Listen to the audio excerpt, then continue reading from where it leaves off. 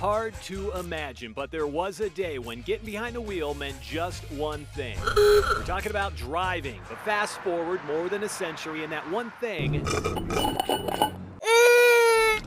seems to have turned into about 100, from puckering up in the rear view to shooting off a text or two. In short, it seems driving has taken a backseat to just about everything else in life. And the reality is the consequences. I flipped in the air and landed on the concrete. Are becoming more and more real.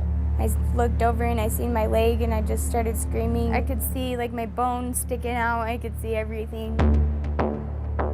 The pain was excruciating. It was really bad. I could feel my blood. It was like boiling. 18-year-old Carrie Houston nearly lost her life that night, and her leg is still in jeopardy, nearly severed by a man allegedly drinking, driving, and texting. I just barely got hit by a car, you know, and they didn't know it, and yeah. It was really emotional, really traumatic. In a split second, Carrie's life changed. A 2-word text, and she is now another statistic. Numbers show more than 1,200 people are injured every single day because of distracted driving. Another 15 are killed. Do the math, and the National Safety Council estimates every 24 seconds there is a cell phone-related accident. And if you're finding that hard to believe, just take a look at what we found. KSL spent 5 days driving up and down the Wasatch Front, and we didn't have to look hard to pick out the distractions.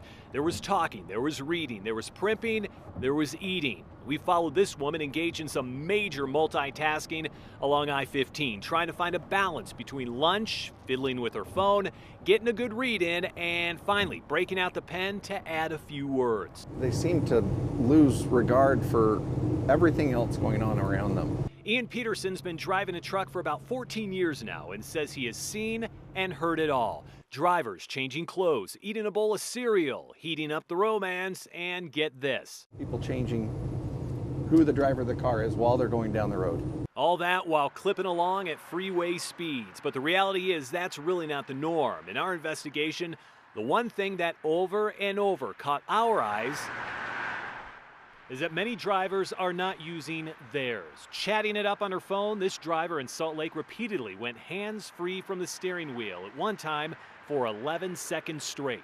In Davis County, we caught this car straddling the line, eventually fading into the lane of another car. A closer look here, and the reason becomes obvious. Eyes on phone, phone in hands, and for 22 seconds, it is still unclear how she was even steering it.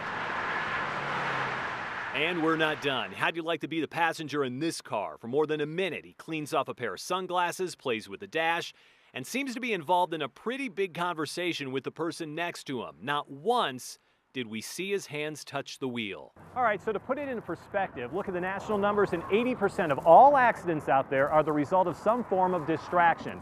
And whether it's talking or texting, studies show it is more dangerous than drinking and driving. And then at what point do you cross over to saying someone needs to do jail for this before they kill someone? And that is a tough call. Scott Fisher is a Salt Lake City prosecutor and says Utah is one of the toughest anti-texting laws in the country. But the penalties still lag behind driving drunk.